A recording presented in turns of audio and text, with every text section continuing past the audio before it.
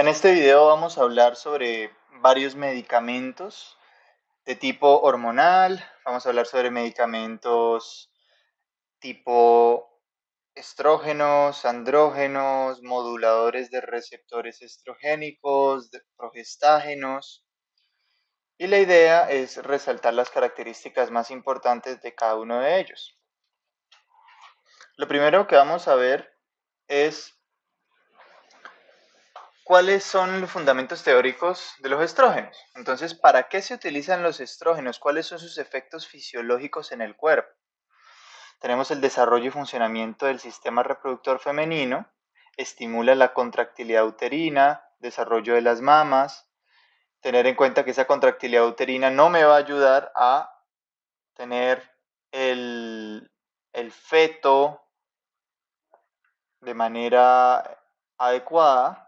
Entonces, si yo tengo niveles altos de estrógenos, pues la mujer no va a quedar embarazada, sino que en ese caso se necesitan los niveles de progestágenos. También los estrógenos van a tener un impacto importante en los huesos, entonces promueven la mineralización ósea a través del aumento de la actividad de los osteoblastos y la disminución de la actividad de los osteoclastos. Estos van a impedir pues esa activación de los osteoclastos por rank L. Otro de los efectos metabólicos que tienen los estrógenos es que incrementan el HDL y reducen el LDL. Desde ese punto de vista, los estrógenos tienen un buen efecto cardiovascular, tienen un buen efecto en el perfil lipídico, ayudan a prevenir ese tipo de enfermedades cardiovasculares, pero por otro lado, promueven la síntesis hepática de factores de coagulación. ¿Cuáles? El 2, el 7, el 9, el 10 y el 12. Entonces, por un lado tiene efectos beneficiosos cardiovasculares, pero por el otro tiene un efecto procoagulante porque activa esa producción de factores de coagulación en el hígado. También disminuye la cantidad de proteínas anticoagulantes C y S. Entonces, las proteínas anticoagulantes C y S me inhiben a los factores de coagulación 8 y 5. Entonces, si los estrógenos me disminuyen ese tipo de proteínas que inhiben a los factores 8 y 5, pues también al final niveles altos de estrógenos pues me van a generar un efecto procoagulante. Y entre otros de los efectos cardiovasculares positivos, además de ese aumento del HDL y la disminución del LDL, los estrógenos van a aumentar la producción de óxido nítrico, disminuyen la producción de renina, entonces no se activa de manera tan grande ese eje de renina, angiotensina, aldosterona, y hay un aumento de las prostaciclinas que también son importantes para el proceso de vasodilatación. Y finalmente, pues hay un efecto de reducción de la agregación plaquetaria que contrasta un poco con esos efectos procoagulantes. Entonces se disminuye la agregación, pero por el otro lado aumentan los factores de coagulación. Entonces esos son algunos de los efectos más importantes que tienen los estrógenos en las personas. ¿Cuáles son los mecanismos de acción de los estrógenos? Pueden actuar en receptores nucleares, pero también en receptores de membrana alfa y beta. Entonces hay receptores de membrana alfa y beta de estrógenos, pero pueden actuar directamente también en receptores nucleares que al final van a terminar afectando la transcripción y la síntesis de proteínas, de ciertas proteínas. Se van a activar ciertos genes, se van a liberar ARN mensajero de ciertos tipos y se van a sintetizar ciertas proteínas. Ahora vamos a hablar sobre la clasificación de los estrógenos.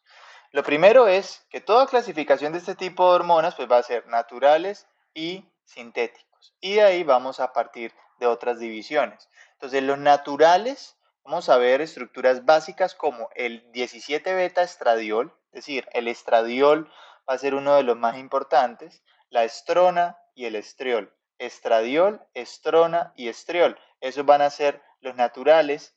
Y dentro de esos naturales también vamos a ver unos conocidos como fitoestrógenos que provienen también de plantas. Y esos fitoestrógenos pueden ser flavonoides o no flavonoides. Los fitoestrógenos flavonoides van a tener estrógenos como la genisteína y la dianoseína, con Z, dianoseína. Estos flavonoides van a terminar en eína. Y los no flavonoides, que hacen parte de los fitoestrógenos, va a tener un ejemplo es los lignanos. Ahora hablamos de los sintéticos y entre los sintéticos tenemos el etinilestradiol, entonces miren cómo se le agrega ya un grupo al estradiol que era pues natural, el mestranol y el fosfestrol. Entonces etinilestradiol, mestranol y fosfestrol hacen parte de los estrógenos sintéticos de tipo esteroideo. Y por otro lado tenemos a los no esteroideos y esos no esteroideos tienen como característica importante que terminan en estrol. Entonces, este también termina en estrol, pero esa sería la excepción. Pero en forma general, si usted ve bencestrol, dienestrol, exestrol, metestrol, estamos hablando de un estrógeno sintético no esteroideo. Y el promestrieno también es un estrógeno sintético no esteroideo. Esas serían las características más importantes para diferenciar en la clasificación de los estrógenos.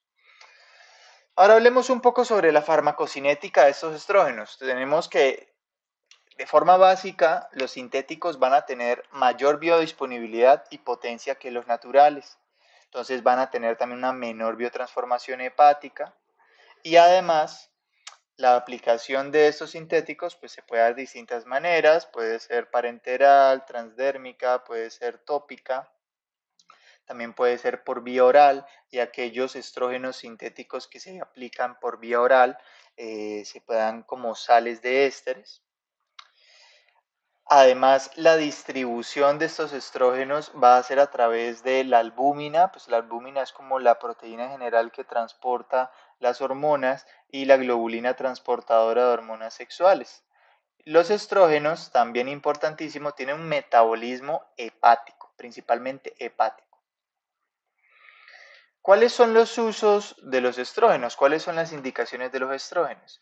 El hipogonadismo primario, la oforectomía, la prevención de la osteoporosis posmenopáusica, hay que recordar ese efecto de mineralización ósea y también en la oforectomía pues ese efecto de desarrollo, de mantenimiento de la salud cardiovascular, que también esa producción estrogénica pues se va a dar en los ovarios, entonces por eso si hay oforectomía pues vamos a necesitar el uso de los ovarios, lo mismo por hipogonadismo. Si los estrógenos van a provocar un aumento del desarrollo sexual, de características sexuales, entonces en ese caso por eso es importante su uso en el hipogonadismo primario. En la prevención de osteoporosis posmenopáusica se suele usar no solo el estrógeno, sino que también se utiliza con la progesterona. ¿Por qué en la prevención de la osteoporosis posmenopáusica se utiliza con la progesterona?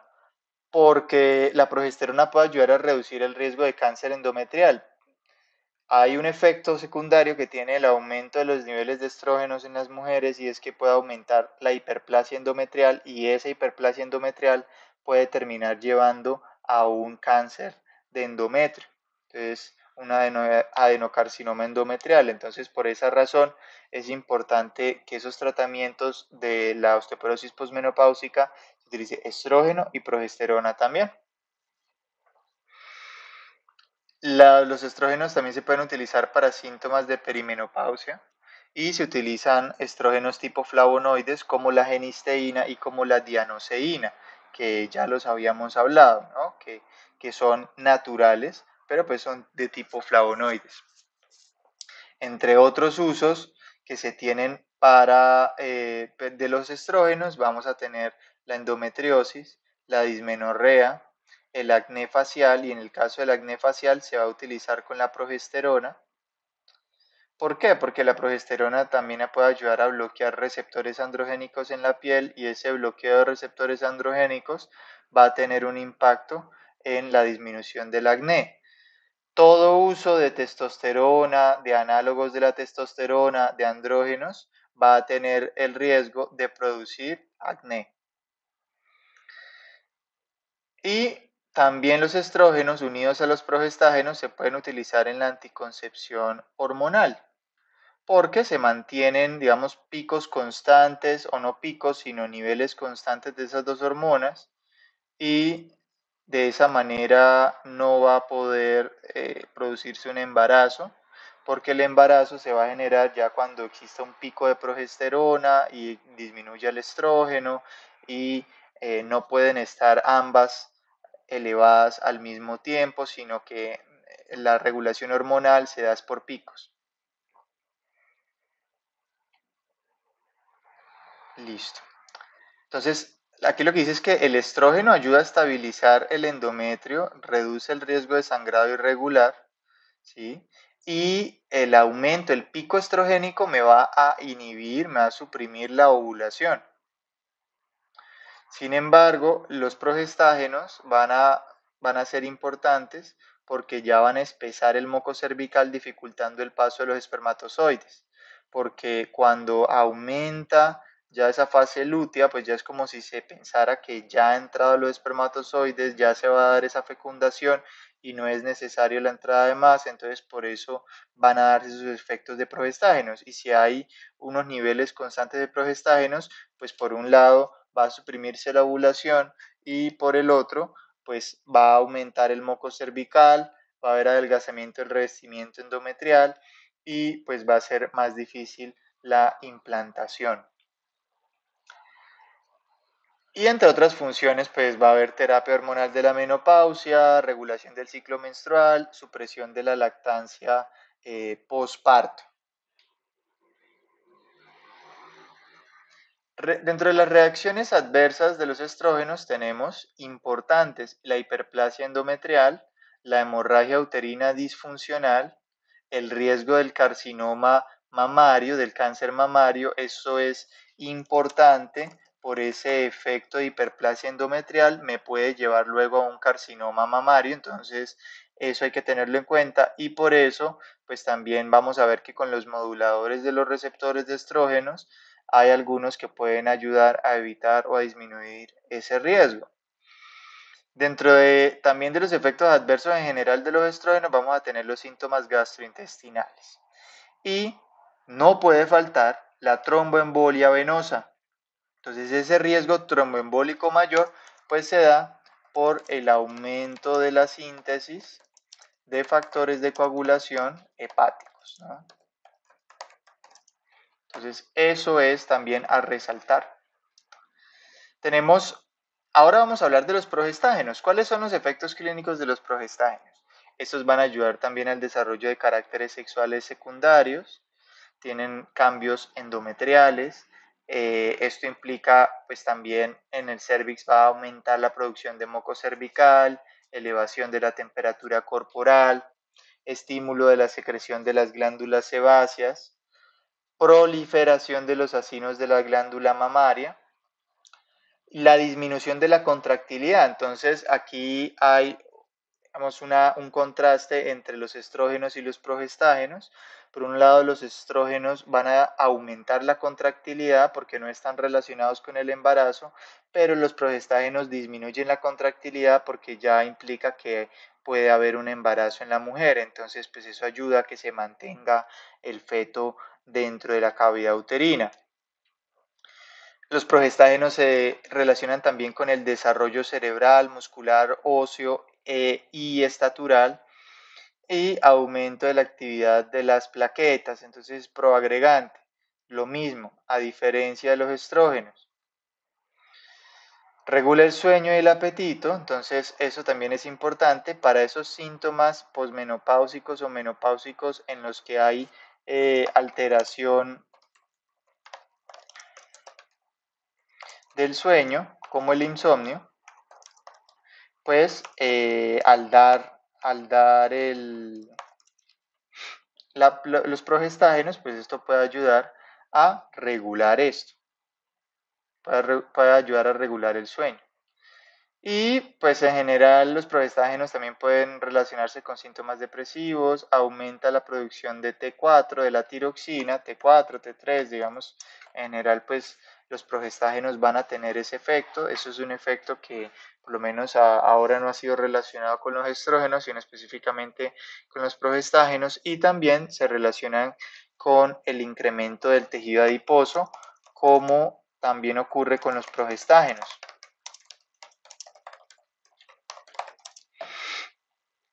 ¿Cuál es la clasificación de los progestágenos? Los progestágenos, como habíamos hablado con los estrógenos, pueden ser naturales, pueden tener derivados naturales o pueden ser sintéticos. Y dentro de los sintéticos los podemos dividir en tres categorías principales. Entonces son los derivados de la 17-alfa-OH progesterona, los derivados de la 19-norprogesterona y los derivados de la 19-nortestosterona. Entonces, 17-alfa-OH progesterona, 19-norprogesterona y 19-nortestosterona. Dentro de la 17-alfa-OH progesterona vamos a tener a los acetilados y a los no acetilados. Dentro de los acetilados encontraremos la hidroxiprogesterona, la medroxiprogesterona, el megestrol, la clormadinona, la ciproterona y el nomegestrol. Importante pues identificar que por lo menos en estos dos primeros nombres, hidroxiprogesterona y medroxiprogesterona, ese hidroxi o droxi me está hablando del grupo hidroxilo del 17-alfa-OH. Entonces yo ya puedo identificar por esa razón que estoy hablando de un tipo sintético derivado de la 17-alfa-OH progesterona y específicamente de los acetilados.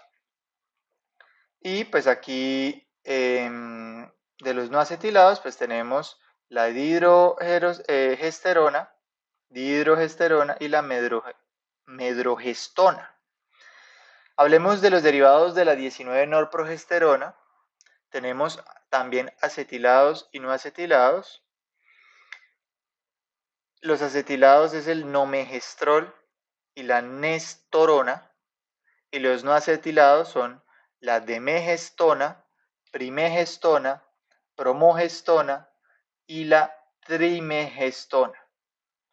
Entonces, otra cosa aquí importante es que la mayoría de los derivados de la 19-norprogesterona van a terminar en gestona, los que no son acetilados. Entonces, demegestona, primegestona, promogestona y trimegestona, pues van a estar relacionados con la norprogesterona, 19-norprogesterona.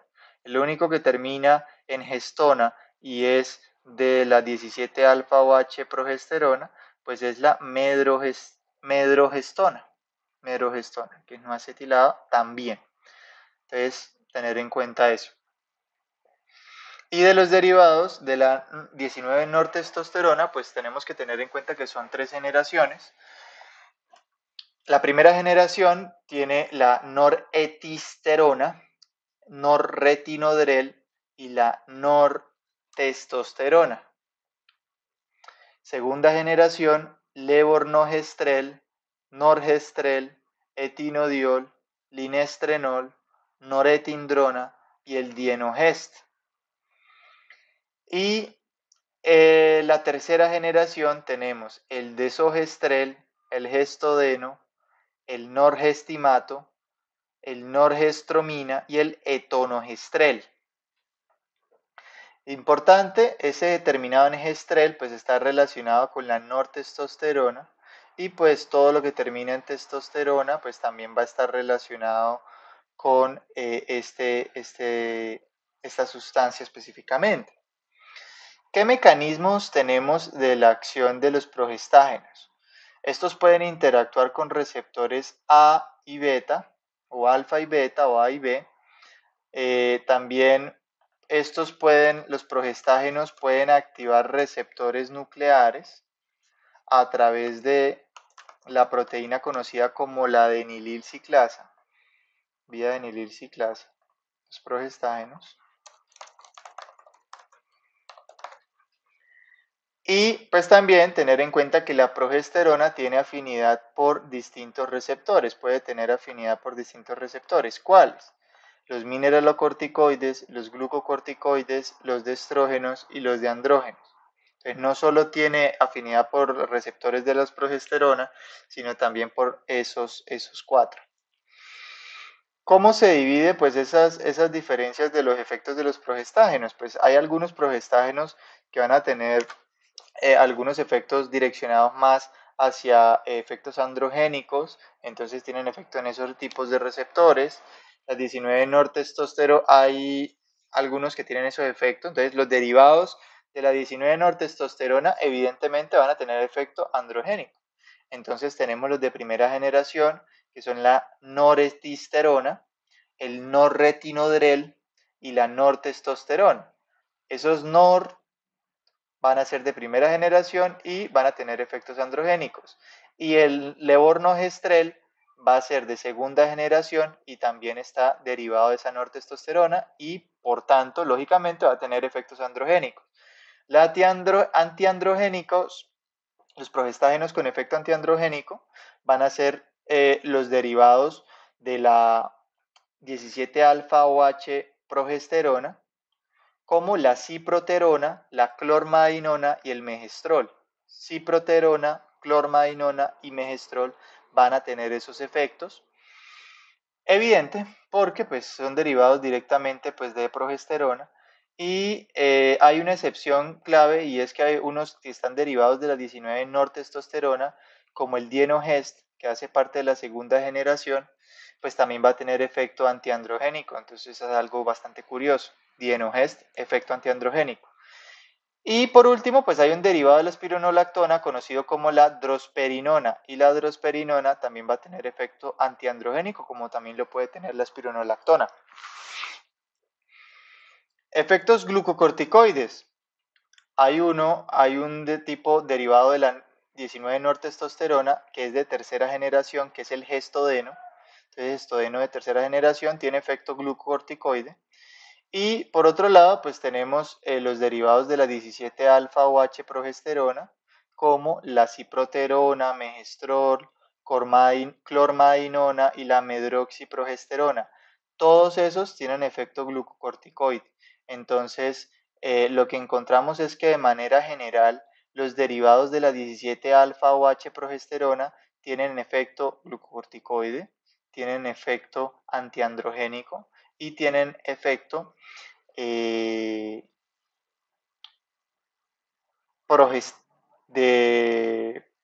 de la progesterona, de tipo progestánico. ¿Listo? Entonces, eso es algo a resaltar. No solo van a tener efecto de tipo progestánico, sino que también va a ser antiandrogénicos y de tipo glucocorticoide. Entonces, eso es muy importante recordarlo. Por parte de la farmacocinética es similar a lo que habíamos hablado con los estrógenos, y es que los sintéticos tienen una mayor vida media y una mayor biodisponibilidad. Y las vías de aplicación van a ser vía oral, intramuscular, subcutánea, transdérmica, tópica con endoceptivos. Aquí estamos hablando del caso del dispositivo intrauterino, el DIU, de la T, que puede ser, por ejemplo, el caso del Mirena. Y también aquí hablamos un poco sobre los progestágenos que cuentan con una mayor vida media. ¿Cuáles son estos? La medroxiprogesterona, que tiene una vida media de 24 horas y que recordemos que es una derivada de la 19-norprogesterona, perdón, de la 17-alfa-OH progesterona, como lo podemos ver acá, medroxiprogesterona.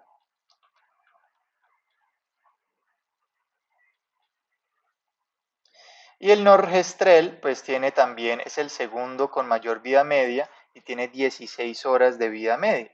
Los otros, pues es el gestodeno, que recordemos que el gestodeno es de tercera generación, proviene y se deriva de la testosterona, de la nortestosterona, y la nortindrona, que tiene 7 horas. Entonces, principalmente recordar la medroxiprogesterona, que tiene 24 horas de vida media, y el norgestrel, que tiene 16 horas. La distribución de los progestágenos, pues también va a ser en albúmina, globulina transportadora de esteroides, globulina transportadora de progesterona. Su metabolismo es principalmente hepático, es hepático como también en lo de los estrógenos. Y aquí en los progestágenos vamos a hablar del metabolismo del citocromo P450 y la fase 2. Entonces, cuando estamos hablando de los progestágenos como tal, la acción, el metabolismo hepático va a ser por el citocromo P450 con la fase 2 de glucuronidación, pero los derivados también van a poder ser metabolizados, pero ya por procesos de fase 1 y fase 2, es indistinto. Entonces, inicialmente fase 2 y luego los derivados van a poder ser con fase 1 o fase 2. Y la eliminación de los progestágenos va a ser primordialmente renal. El 80% es renal y el 20% es por vía biliar. A continuación vamos a ver cuáles son los distintos usos de los progestágenos. Los progestágenos pueden tener una terapia hormonal, pueden aplicarse para la terapia hormonal de la menopausia. Entonces, en estos casos se pueden utilizar con los estrógenos, ¿sí? Porque los estrógenos van a ayudar a esos síntomas, sino que los progestágenos van a ser un complemento. Recordar que los estrógenos van a ayudar al deseo sexual, los estrógenos van a ayudar a la salud cardiovascular, a la salud ósea de las mujeres en la menopausia y por eso se utilizan. Pero entonces, ¿qué efectos van a tener los progestágenos o en qué van a ayudar los progestágenos?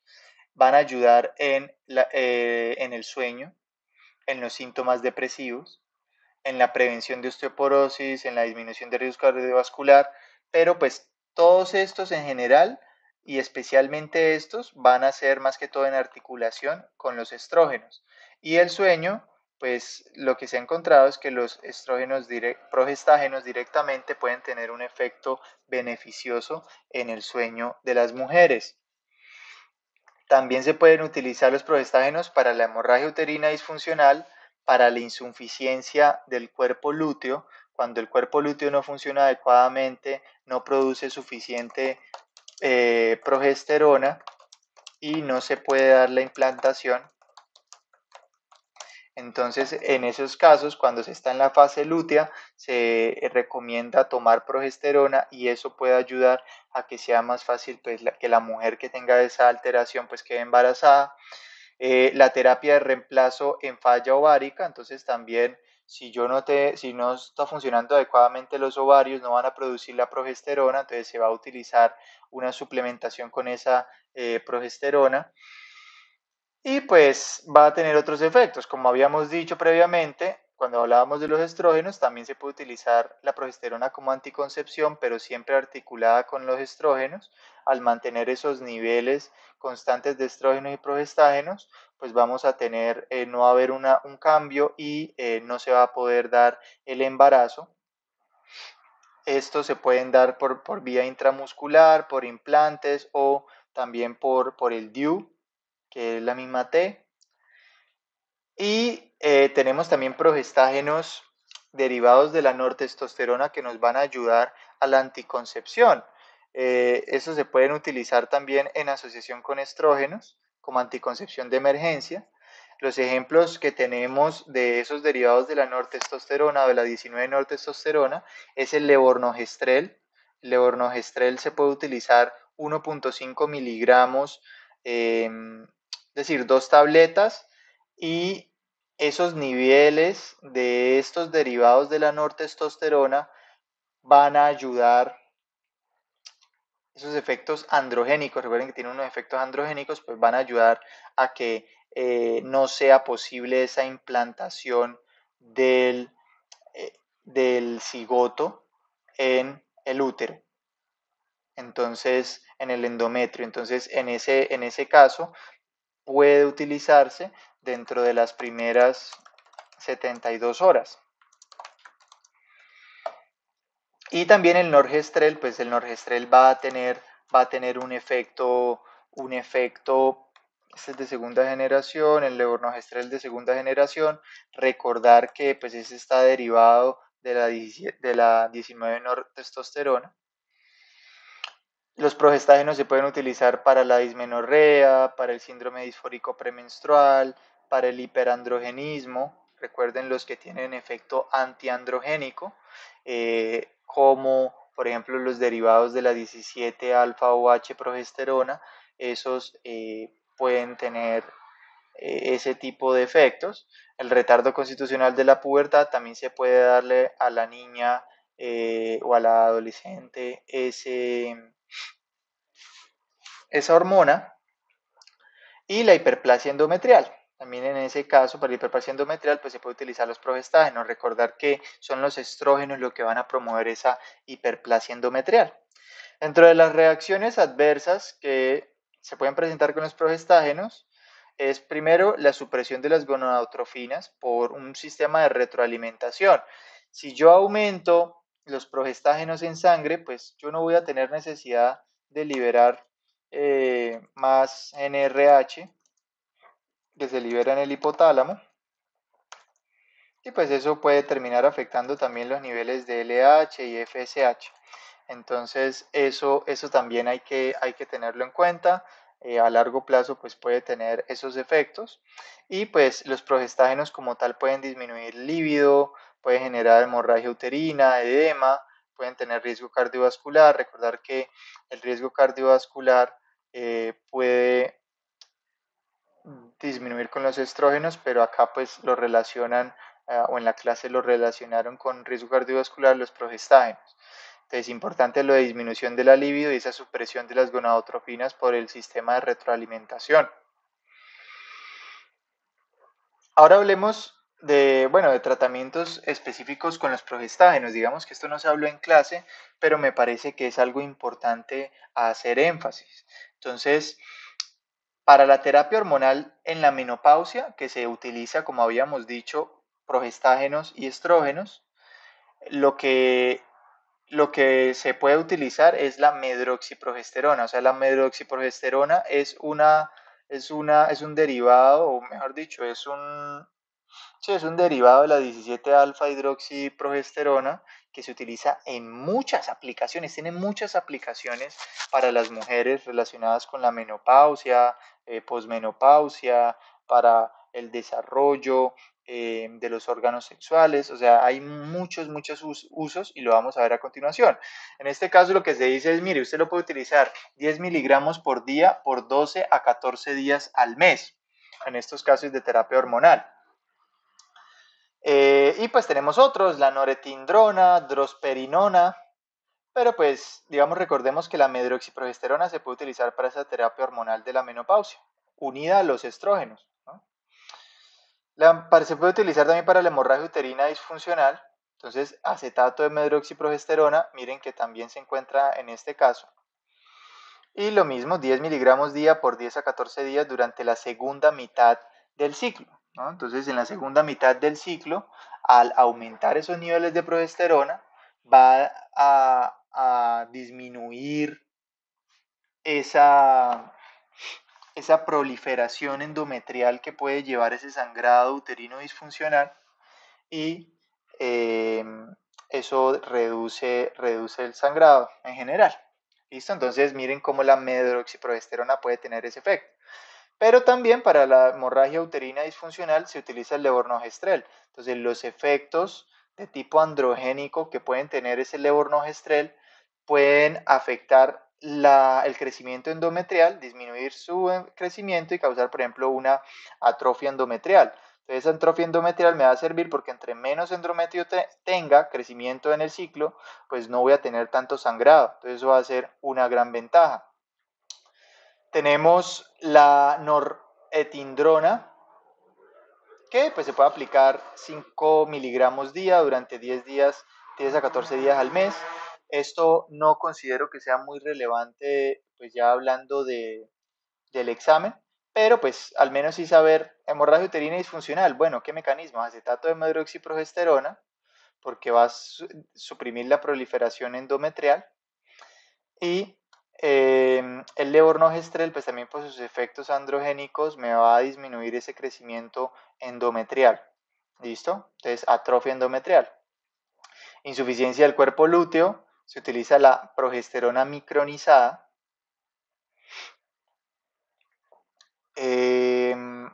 Entonces, lo que habíamos hablado, si yo tengo una insuficiencia del cuerpo lúteo, el cuerpo lúteo no me va a producir suficiente progesterona y eso no me va a ayudar a la implantación del feto, del cigoto. Entonces, lo que yo le puedo dar a la mujer es que en esa en esa fase lútea, darle el medicamento, la progesterona, para que pueda implantarse adecuadamente el cigoto sin problema. ¿Sí? Bien.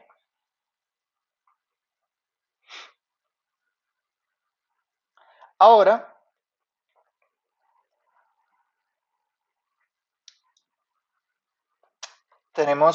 hay otras opciones, miren que también se encuentra el acetato de la medroxiprogesterona, entonces eso es importante. Miren cómo la medroxiprogesterona me puede ayudar para la insuficiencia del cuerpo lúteo, me puede ayudar para la hemorragia uterina disfuncional, para la terapia hormonal de la menopausia unida a los estrógenos, entonces ténganlo en cuenta.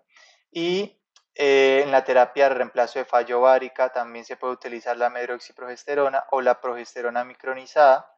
Lo mismo, si tengo falla ovárica no voy a producir suficientes progestágenos, entonces lo voy a necesitar. Y en la anticoncepción se puede utilizar el levornogestrel como anticoncepción en general, por ejemplo, en un implante subdérmico o en la T en el DIU, pero también puede ser de emergencia, ¿no? Que es este post-day que están viendo acá. Entonces, en este caso, puede ser implante subdérmico o en el DIU, que también ese tipo se conoce como Mirena, y tiene una liberación de 20 microgramos día. ¿Qué es lo importante? Que esos niveles pequeños de levornogestrel, que tiene efectos de tipo androgénico, va a inhibir la ovulación y va a causar la atrofia endometrial. Entonces eso de manera constante liberándose, pues va a impedir que la mujer quede embarazada. Y el etonogestrel es un implante subdérmico y este inhibe la ovulación y espesa el moco cervical. Entonces también puede ayudar como anticoncepción. Y para la anticoncepción de emergencia, que es que también se puede usar con los estrógenos, de acuerdo a lo que dice la clase, pues está el levornogestrel, como ya habíamos hablado, 1.5 miligramos, es decir, 2 tabletas, y con eso ya se puede cumplir la función y pues tiene que ser entre los 3 días siguientes. ¿Cuál es la función? Inhibe ovulación, altera moco cervical, interfiere con fertilización. Entre los más importantes, vamos a hablar de esos. Y la dismenorrea, entre la dismenorrea, los que se utilizan, también puede ser el acetato de medroxiprogesterona. Entonces miren que este se va a encontrar, en realidad es en casi todos, el que no lo vemos muchos en la anticoncepción, como tal en la anticoncepción, como se pueden dar cuenta, no se utiliza, pero en todas las demás funciones relacionadas con la hemorragia disfuncional, con la dismenorrea, con la menopausia, con la falla ovárica, todo eso se va a utilizar ese acetato de medroxiprogesterona y pues también lo que va a cambiar es cuántos días se va a tomar y en qué circunstancias se va a tomar. Por ejemplo, si tenemos una insuficiencia de cuerpo lúteo, pues se va a tomar en la fase lútea la progesterona micronizada o esta medroxiprogesterona en la segunda mitad del ciclo, pues cuando se va a presentar esa fase lútea, ¿no? Entonces, eso es tenerlo en cuenta de manera general, porque igual nos hizo mucho énfasis de eso en la clase. Sigamos avanzando. Entonces, para la dismenorrea se utiliza también el acetato de medroxiprogesterona, el levornogestrel se puede utilizar también. Recordar que pues igual todo lo que me disminuye el grosor endometrial, el crecimiento endometrial, va a disminuir por su parte también disminución de prostaglandinas y eso va a tener un efecto en el dolor menstrual. Entonces el mecanismo por el que la medroxiprogesterona va a ayudar a la dismenorrea y el levornogestrel, pues va a ser principalmente disminuyendo los niveles de prostaglandinas que luego van a terminar causando dolor, pero pues también lo que van a causar el levornogestrel pues va a ser una atrofia endometrial que va a ayudar también a disminución de prostaglandinas y que no se dé tanto ese dolor menstrual, pues que es la misma dismenorrea. El síndrome disfórico premenstrual se puede utilizar la drosperinona con los estrógenos. Entonces, mirar cómo recordar que esa drosperinona es un derivado de la espironolactona y esta se puede utilizar en combinación con el etinilestradiol y puede ayudar a ese síndrome disfórico premenstrual, pues que implica todos esos síntomas emocionales y físicos antes del inicio de la menstruación. No voy a hacer mucho énfasis en las dosis, pues porque no es algo de lo que nos trataran. Y pues también se puede utilizar en ese caso la noretindrona, pero pues tener en cuenta la drosperinona para el síndrome disfórico premenstrual. Hiperandrogenismo, ¿qué podemos utilizar? Pues todo lo que sea antiandrogénico. Entonces esos derivados de la 17-OH, alfa-OH progesterona, pues van a tener ese efecto. Entonces la ciproterona es ese tipo de, es derivado de esta y se usa con el etinilestradiol, que recordemos que es un estrógeno sintético. Entonces ciproterona con esta lo que va a hacer es antagonizar receptores de andrógenos y reducir la producción de los andrógenos en los ovarios.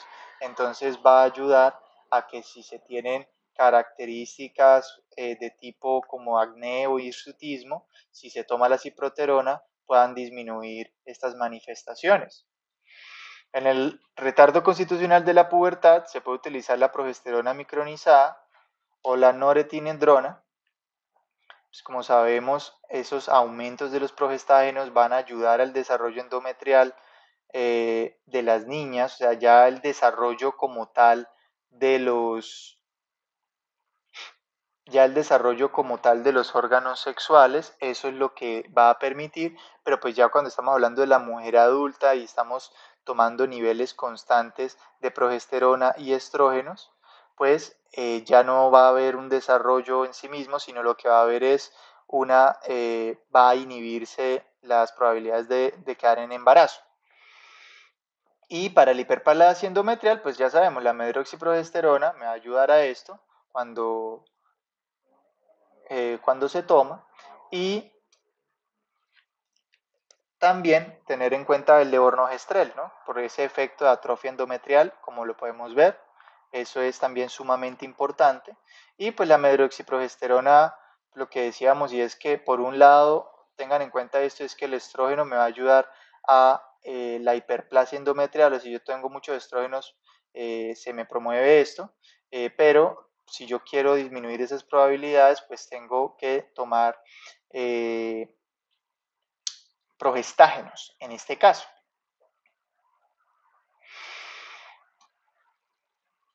Bien, ahora vamos a hablar de los reguladores hormonales.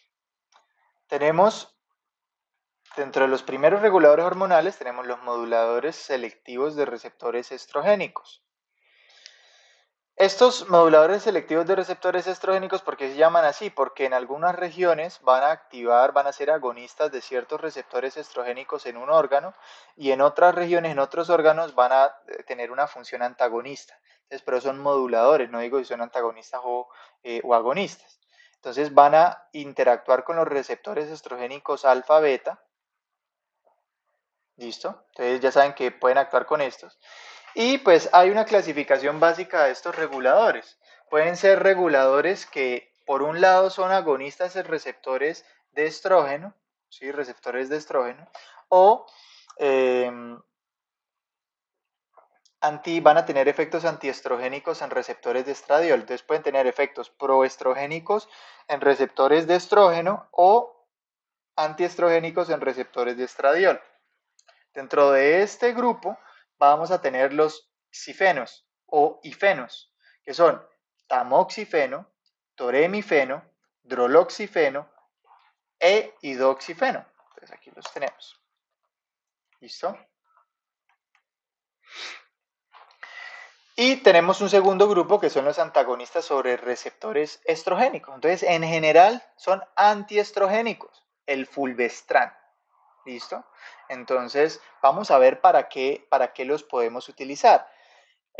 Aquí hay un concepto clave que tengo que decirlo desde el inicio, y es que los estrógenos en ciertos tipos de tumores que presentan receptores para estrógenos pueden aumentar el crecimiento de los tumores y pueden ser procancerígenos.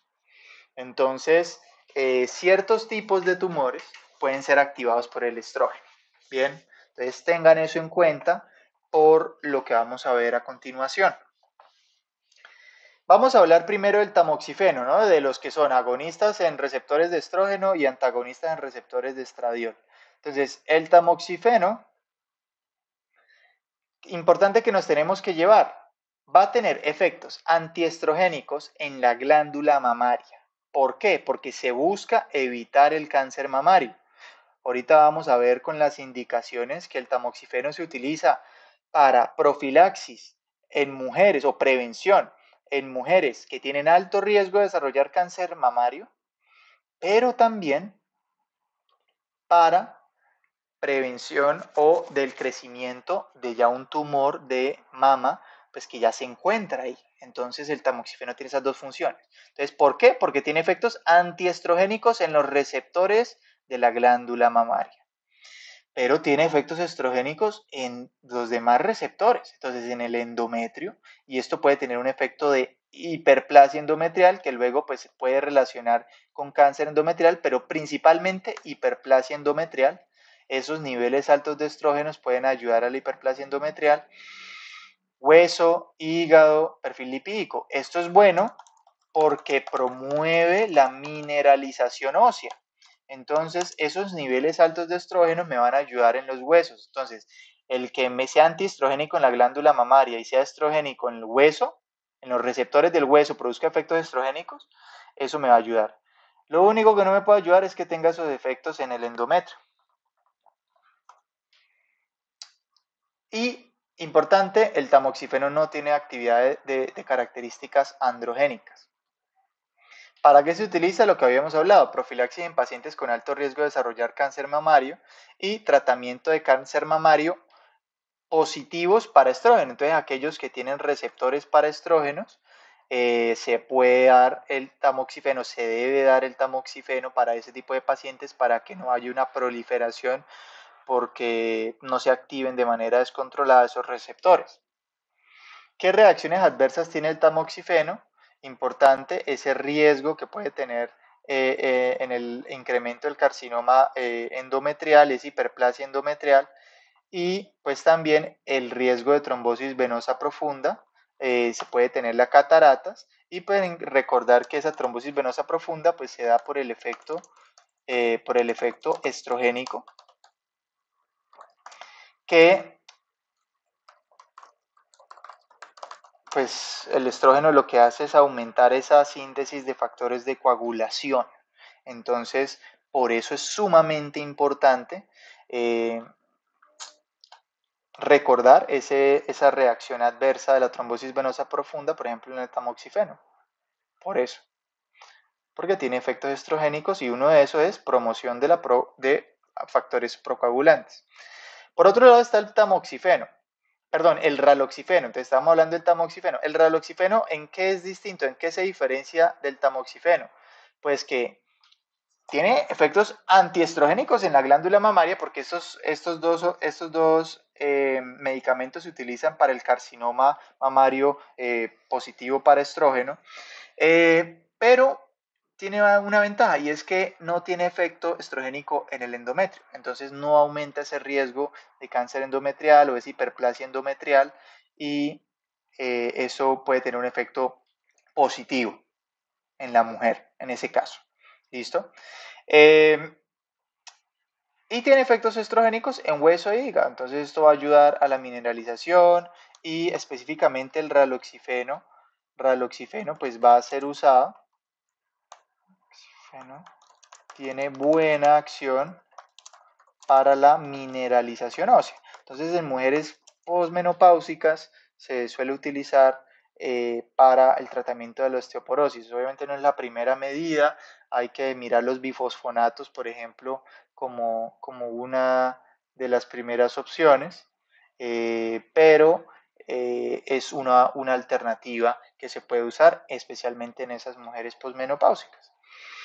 Se puede utilizar para la prevención del cáncer de mama, por lo mismo que tiene un efecto antiestrogénico en esa región, y pues se utiliza también para el síndrome de ovario poliquístico.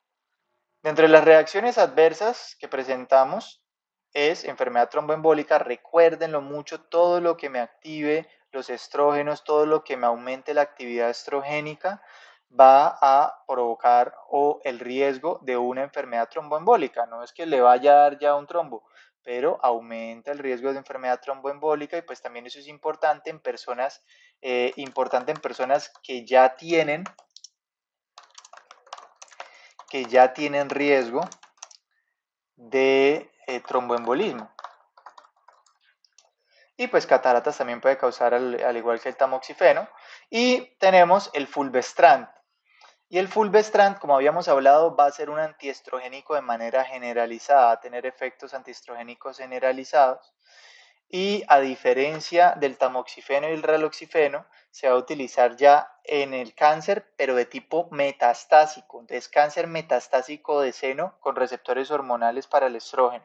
Entonces, es una medida, el fulvestrant se utiliza ya como una medida mucho más agresiva para el tratamiento de ese cáncer metastásico, para evitar pues que se generen todos esos efectos o ese crecimiento del tumor. También pues se utiliza cuando ya se han agotado pues las otras posibilidades de terapia antiestrogénica y no ha funcionado. Entre las reacciones adversas pues están gastrointestinales, vasomotores, dolor articular. Digamos que todos estos pueden causar reacciones adversas gastrointestinales, tamoxifeno, raloxifeno, fulvestrant, pero pues resalta un poco dolor articular, osteoarticular en general, va a tener esa alteración pues por los efectos antiestrogénicos generalizados. Entonces ya se va a afectar esa mineralización ósea en este caso. Y tenemos el danazol, ¿sí? Es otro regulador hormonal, y este lo que va a hacer es un progestágeno con efectos androgénicos. Entonces va a tener efectos androgénicos. ¿Qué efectos? Específicamente, va a inhibir la liberación de la FSH y la LH, entonces va a disminuir la liberación de progesterona ni estrógenos, y pues va a ser antagonista de receptores estrogénicos. Entonces no solo va a tener una función androgénica, sino que va a ser antagonista de los receptores estrogénicos, deprime la función ovárica, y en general se utiliza para dos cosas: la endometriosis y la enfermedad fibroquística de la mama. Importante el uso del danazol en la enfermedad fibroquística de la mama, y pues también en algunos casos pues se ha usado como herramienta para la masculinización o transiciones de género en ese caso. Pero pues actualmente se utiliza testosterona, se hacen tratamientos con testosterona para eso. Y en las reacciones adversas importantes, pues todo lo que tenga que ver con efectos androgénicos. Entonces ya sabemos que el danazol tiene efectos androgénicos y antiestrogénicos. Entonces vamos a tener hirsutismo, acné, voz ronca, aumento de peso, y puede haber alteración hepática. Pero pues recordar mucho estos principalmente, pues que son los relacionados con la masculinización. Y tenemos la gestrinona, que es un andrógeno sintético que tiene una actividad antiestrogénica y antiprogestacional, y se utiliza para la endometriosis. Entonces, eso también es importante.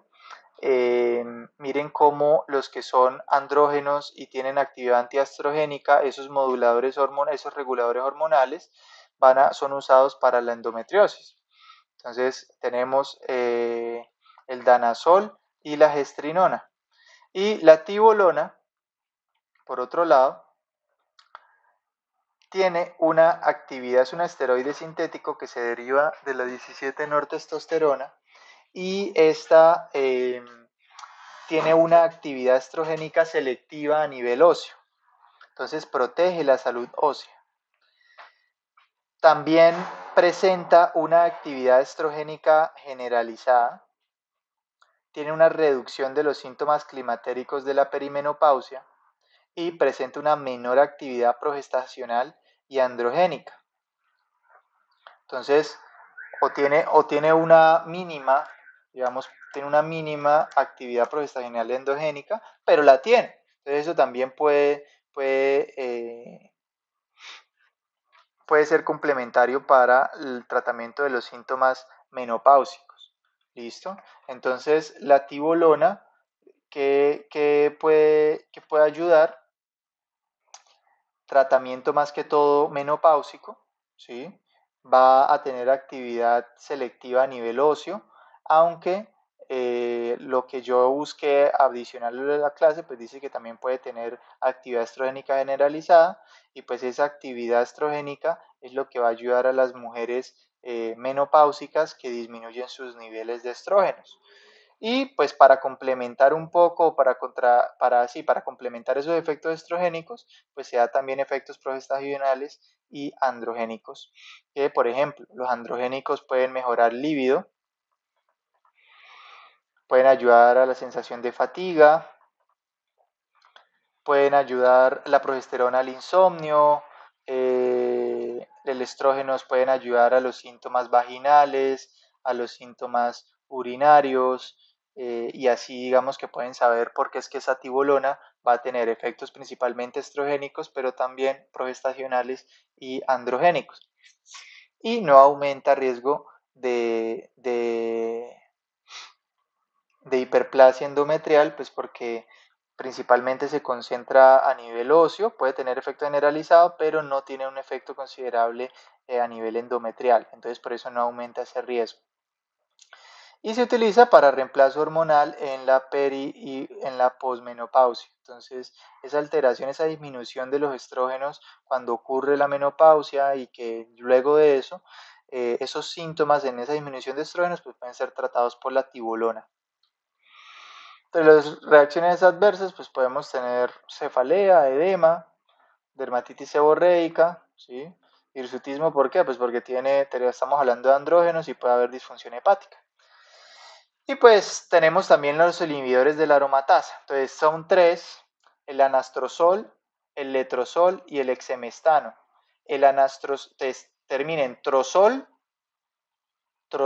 o sol, mejor dicho, trozol va a ser inhibidor de la aromatasa, y el exemestano pues va a ser como la excepción en ese caso. Entonces, ¿qué es lo que hacen estos inhibidores de la aromatasa? Pues la aromatasa lo que hace es convertir los andrógenos en estrógenos, entonces me va a disminuir los niveles de estrógenos. Entonces eso es lo que va a hacer estos inhibidores, anastrozol, letrozol y exemestano. Y pues al disminuir los niveles de estrógenos, pues va a promover la liberación de la gonadotropina, la hormona liberadora de gonadotropina, y la FSH y la LH. ¿Qué es importante? ¿Para qué se utilizan los inhibidores de la aromatasa? Para el tratamiento de cáncer de mama hormonodependiente en mujeres posmenopáusicas. Entonces, en las mujeres posmenopáusicas podemos utilizar estos inhibidores, van a disminuir los niveles de estrógenos y eso va a ayudar a ese tipo de cáncer de mama hormonodependiente. También se puede utilizar en esos casos. En estos casos, pues tener en cuenta que la liberación de FSH y LH en estos casos no va a provocar la síntesis de más estrógenos en la mujer, porque es posmenopáusica. Entonces, como se utiliza en las mujeres posmenopáusicas, los inhibidores de la aromatasa, pues no hay el riesgo de que al aumentar esos niveles de FSH y LH, pues aumenten los estrógenos y se dé un efecto pues contradictorio para el tratamiento del cáncer de mama, que lo que buscamos es disminuir los niveles de estrógenos. Tenemos los moduladores selectivos de los receptores de progesterona. Entonces, todo esto eran moduladores selectivos de los receptores de estrógenos y pues específicamente también los inhibidores de la aromatasa, ¿no? Que es algo distinto, pues por lo que hacen es disminuir los niveles de estrógenos al inhibir la conversión o el paso de andrógenos a estrógenos, que es lo que hace la aromatasa. Entonces, hablemos ahora de estos. Tenemos la mifepristona. ¿Qué hace la mifepristona? Va a reducir el pico de secreción de la FSH y la LH, interrumpiendo la fase lútea. Entonces, esto puede tener una indicación pues anticonceptivo. Entonces, como anticoncepción se puede utilizar porque si no hay liberación de FSH-LH y se interrumpe la fase lútea y esa liberación, por ejemplo, de progesterona, y se da un antagonismo a la progesterona, como vamos a ver ahorita en el mecanismo de acción, pues no va a haber embarazo. Entonces, ese es lo que se hizo énfasis en clase, fue esa reducción del pico de secreción de FSH y LH, interrumpiendo la fase lútea. Y pues también otras cosas que se encuentran de la mifepristona es que pues, disminuye ese pico, evidentemente, pero pues también hace un antagonismo de la progesterona. Entonces, se une a receptores de progestánicos de la progesterona y pues tiene un efecto antagonista, y al tener ese efecto antagonista provoca cambios en el endometrio que impide que continúe el embarazo y facilita la expulsión del contenido uterino. ¿Listo? Entonces recuerden esa reducción del pico de secreción de FSH y LH que me afecta esa fase lútea, que es importante para el embarazo, para el mantenimiento. Entonces ya con eso sabemos cuál puede ser el uso de este medicamento. Entonces, aborto terapéutico en fase temprana y anticoncepción de emergencia en los primeros 5 días. Eso es para lo que se utiliza la mifepristona. Y en las reacciones adversas está el sangrado vaginal y la hiperplasia endometrial, riesgo de infecciones bacterianas, pues entre otras, también por esa alteración de los receptores de la progesterona, pues que como que sabíamos nosotros podemos contrarrestar un poco con la acción de esa progesterona, la acción de los estrógenos, pero pues si alteramos esa función, pues puede aumentar los riesgos de la hiperplasia endometrial. Si aumentamos la acción, perdón, si disminuimos la acción de la progesterona con antagonismo de esos receptores, pues va a predominar esa acción estrogénica. Y tenemos también el ulipristal, que es otro modulador pues, de receptores estrogénicos. Y lo que va a hacer es inhibición de la liberación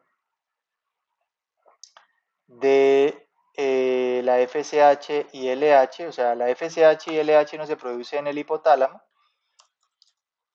sino lo que se va a hacer es la inhibición en el hipotálamo. Entonces no se libera la hormona liberadora de gonadotrofinas y pues también va a disminuir los niveles de LH y FSH. Bien, ahora recordar que el ulipristal se deriva de la 19-norprogesterona y es considerado como un agonista parcial de los receptores de la progesterona. ¿Listo? ¿Por qué va a ser importante? Ahorita lo vamos a ver bien. Lo que quiero que se lleven ahorita es que esa inhibición de la hormona liberadora de gonadotrofinas pues va a ser algo similar a lo que ocurre con la mifepristona, que me disminuye esa secreción de FSH-LH, puede interrumpir esa fase lútea y puede impedir, por ejemplo, la implantación, en este caso, como lo pueden ver acá. Entonces, las funciones son similares desde ese punto de vista de estas. Y una cosa que es de resaltar del ulipristal en relación o en comparación con la mifepristona es que el ulipristal tiene un efecto antiproliferativo del miometro, y ese efecto antiproliferativo va a hacer que se use para la miomatosis uterina. Entonces, eso también es importante recordarlo, ulipristal se utiliza para la miomatosis uterina, pero también como anticoncepción de emergencia.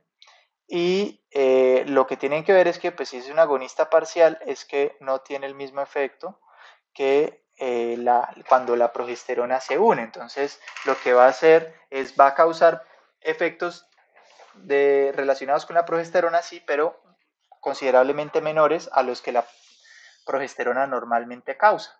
Entonces va a disminuir esos efectos y por eso pues, también va a tener efectos anticonceptivos, y esa disminución de los efectos relacionados con la progesterona pues va a ayudar también a disminuir ese desarrollo del miometrio y tratamiento de la miomatosis uterina. Entre las reacciones adversas tenemos la amenorrea, la hiperplasia endometrial y difusión hepática. Ahora hablemos un poco de los medicamentos androgénicos, y ya son los últimos medicamentos de este video. Conceptos básicos que tenemos que tener en cuenta, pues a ver, los testículos son los órganos más importantes para la producción de testosterona. La glándula suprarrenal va a producir andrógenos, pero van a tener una menor intensidad.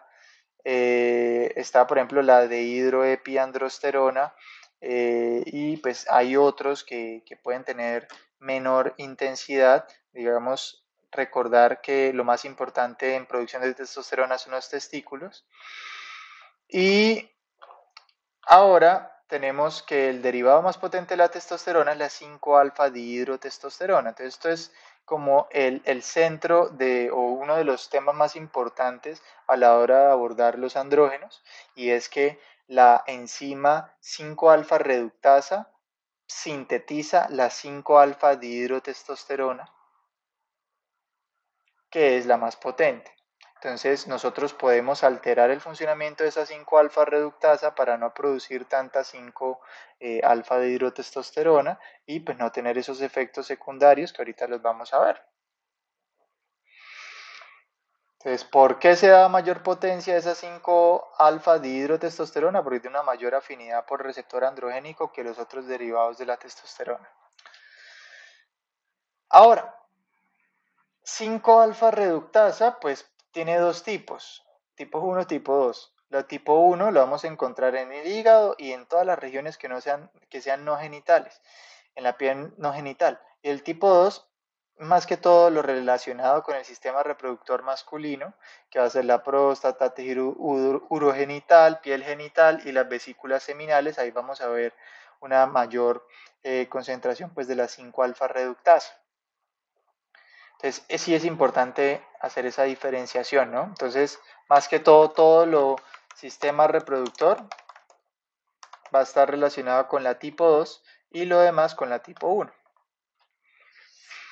Efectos de los andrógenos. Tenemos la virilización, una piel más áspera y un mayor contenido sebáceo. Entonces, esto puede aumentar el acné. Entonces, por eso las personas que consumen andrógenos o los medicamentos que estábamos hablando que tenían efectos andrógenos, puede aumentar el riesgo de hirsutismo, de acné. Puede haber virilización, puede haber pues crecimiento de folículos pilosos. Entonces, ahí tenemos el hirsutismo, por ejemplo. Los andrógenos se relacionan con el desarrollo cerebral, muscular, óseo, estatural, engrosamiento de las cuerdas vocales, producción de la eritropoyetina. Entonces es importante esto porque entonces vamos a tener un aumento. Si aumentan los niveles de andrógenos, va a haber un aumento en el hematocrito.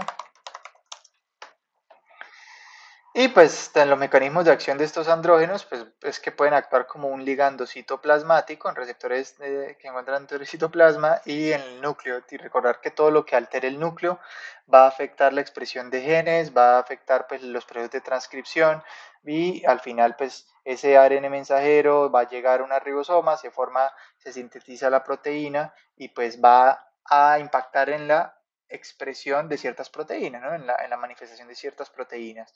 Eso es importante. ¿Cuál es la clasificación de los andrógenos? como ya habíamos visto con los estrógenos, con los progestágenos, pues pueden ser naturales y sintéticos.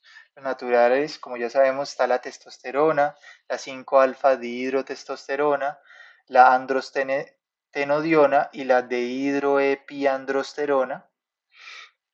Y dentro de los sintéticos está los derivados del 17-alfa alquilados que se toman por vía oral, que están la mesterolona, la metenolona, fluoximesterona, metiltestosterona, oxandrolona, etilestrenol, el etanosolol. Estos tienen menor efecto que la testosterona. Hay otros sintéticos que son las sales de éster, que son enantato, propionato, cipionato, acetato, un deoconato, un decanoato de testosterona. Miren que estas sales de éster que son sintéticas van a terminar en tato o ato. Ato, entonces es una característica a resaltar y pues tiene un efecto de mayor duración.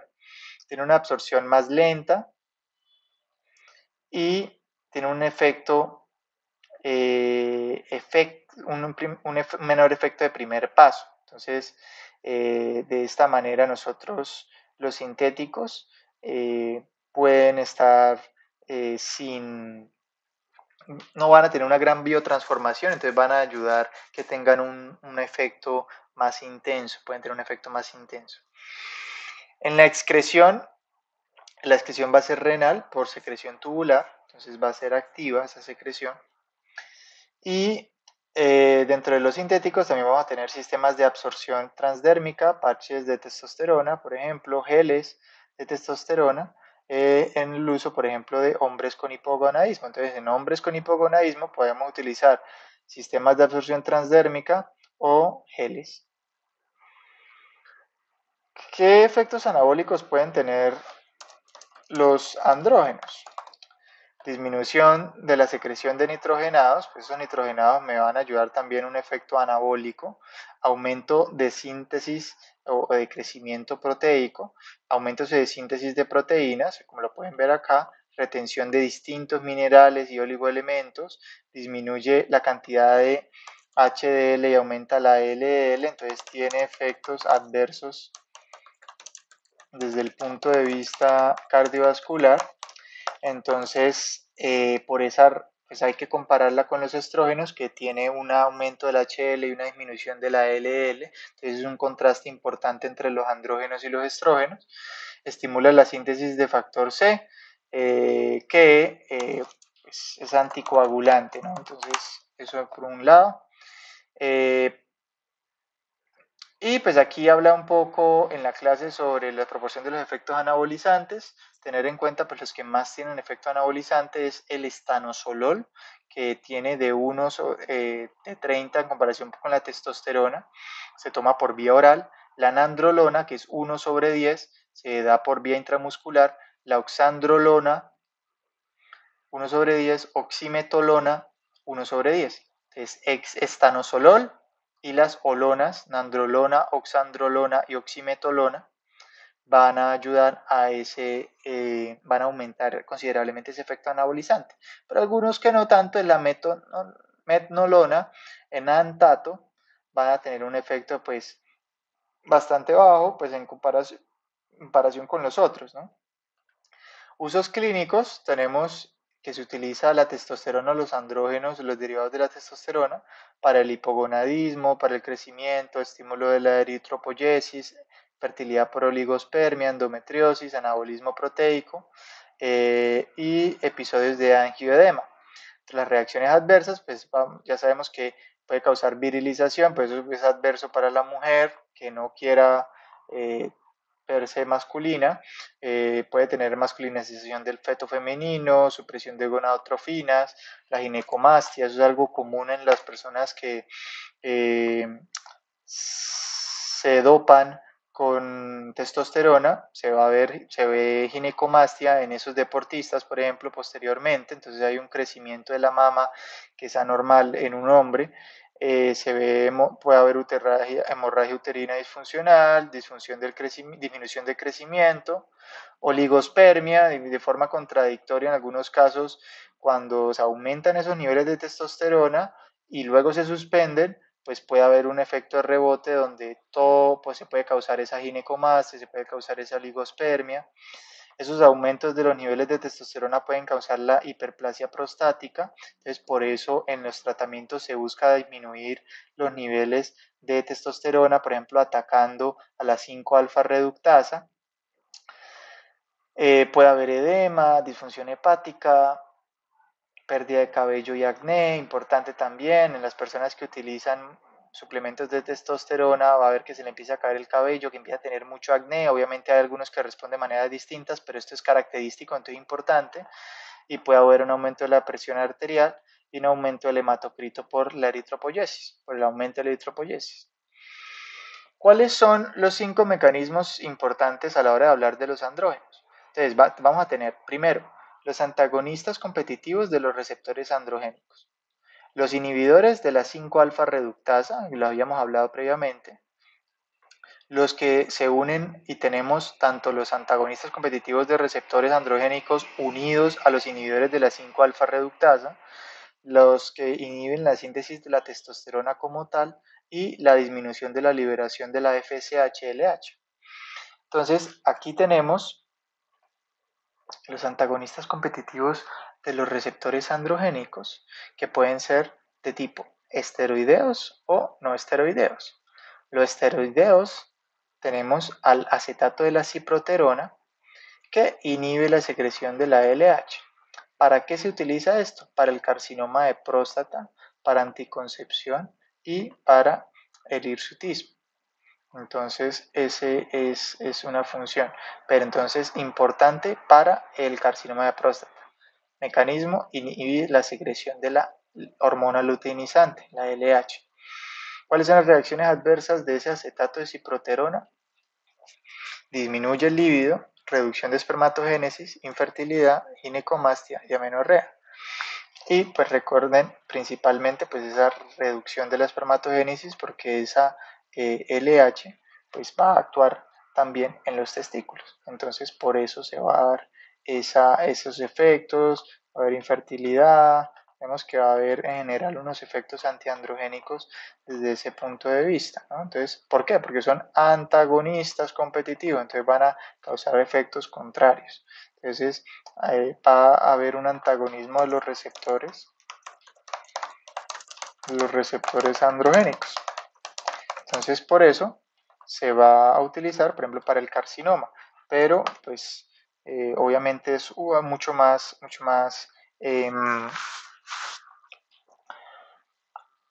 digamos, intenso, mucho más invasivo este tratamiento, pues porque va a haber otras reacciones adversas que van a alterar la vida normal de ese paciente, pero pues se puede utilizar para el carcinoma de próstata en ese caso. En los hombres solo tenemos que mirar entonces que tenga ese carcinoma porque si no se pueden utilizar otros medicamentos porque esos efectos adversos pues, son considerables. Y tenemos los no esteroideos, los antagonistas competitivos no esteroideos, que son la flutamida, la nilutamida y la bicalutamida. La que más tiene vida media de estos antagonistas competitivos de los receptores androgénicos va a ser la nilutamida, 45 horas. Perdón, la nilutamida y la bicalutamida. La bicalutamida va a ser la que más va a tener, tiene 5 días de vida media. Entonces, en este orden, la flutamida es la que menos, la intermedia, la nilutamida y la bicalutamida es la que mayor tiene. ¿Para qué se utiliza? Para el carcinoma de próstata metastásico. Entonces, esto también hay que tomarlo en cuenta y recordar que a dosis mayores estos tipos de antagonistas competitivos de receptores androgénicos pueden inhibir la síntesis de testosterona. Entonces, y recuerden que estos no esteroideos van a terminar en amida o tamida. Entonces, flutamida, nilutamida, bicalutamida. Entonces, ya saben, tamida es antagonista competitivo, no esteroideo. Y los esteroideos, pues simplemente el acetato de ciproterona. ¿Listo? Entonces recordar la diferencia es como en el caso del fulvestrant. El fulvestrant se utiliza para el metastásico, el tamoxifeno y el raloxifeno se utilizan simplemente para el carcinoma, ¿listo? Como tal. Entonces lo mismo, el acetato de ciproterona se puede utilizar para el carcinoma de próstata, pero los no esteroideos, como la flutamida, nilutamida y berlutamida, se utiliza para el metastásico. Este resalta, pues obviamente, los efectos antiandrogénicos, pero pues que puede causar arritmias, ¿no? Entonces, la flutamida, la nilutamida pueden causar esto. Y tenemos los inhibidores de la 5-alfa reductasa, que disminuyen los niveles de 5-alfa dihidrotestosterona, obviamente. Los que tenemos más conocidos, pues es la finasterida, la turosterida y la dutasterida. Importante aquí que solo la finasterida actúa sobre el receptor de andrógenos tipo 1. La turosterida y la dutasterida tanto contra el 1 como contra el 2. Entonces, perdón, la alfa reductasa, ¿no? Estamos hablando aquí de la alfa reductasa. Entonces, va a impactar a la alfa reductasa tipo 1, la finasterida, y la turosterida y la dutasterida, la alfa reductasa 1 y 2. Indicaciones para la hipertrofia benigna de próstata, ¿sí? Entonces miren que, por eso les hablaba, estos pueden causar, reacciones adversas, pero pues van a tener un perfil distinto o más seguro o con menos efectos adversos que usar, decir, un acetato de ciproterona o una flutamida nilutamida. Es más recomendable usar, en los casos de la hipertrofia benigna de próstata, la dutasterida, por ejemplo, que va a tener efectos sobre esa 5-alfa reductasa tipo 1 y tipo 2. Y pues recordar que la tipo 2 pues la que nosotros vamos a ver en la región genital y pues todos esos órganos. Entonces por eso es que nos va a servir, por ejemplo, para esa hipertrofia benigna prostática, turosterida y dutasterida. Y la finasterida pues va a tener también un efecto para la calvicie androgénica, por ejemplo, que ya es la piel que no está relacionada con la región genital. Tenemos los análogos de los receptores, análogos del factor liberador de gonadotrofina, es decir, aquellos que disminuyen la liberación de FSH y de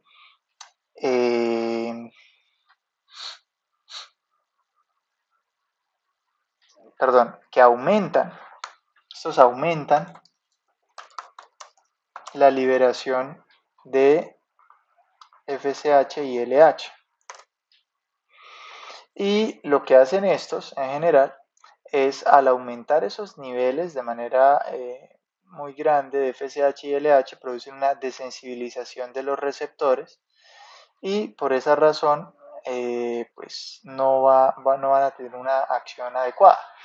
Entonces, ¿qué tipos tenemos de estos análogos de los factores liberador de gonadotrofina? Va a ser la buserelina, la histrelina, la desloreína, la triptorelina, que es subcutánea. ¿Y para qué se utiliza? Para el carcinoma prostático, para la miomatosis uterina, para la endometriosis, para la pubertad precoz, ¿sí? Infertilidad femenina, en este caso. Y pues digamos, ese serían, resaltar del carcinoma prostático y pues ese mecanismo específicamente de la desensibilización de los receptores. Tenemos finalmente pues la inhibición de la síntesis de testosterona, que es cuando se inhibe la actividad de la enzima 17 hidroxilasa en la vía de síntesis de la pregnolona y esto se puede dar pues por la función de la espironolactona y el ketoconazol, y se utiliza en el caso, por ejemplo, del hirsutismo. Estos se pueden utilizar para el hirsutismo en ese caso. Entonces, estos serían principalmente lo que se debe saber en relación con los andrógenos, estrógenos, progestágenos y los reguladores hormonales de los receptores de los progestágenos y de los estrógenos. Muchas gracias y espero les hubiera servido. Cualquier cosa, suscríbanse y denle like al video.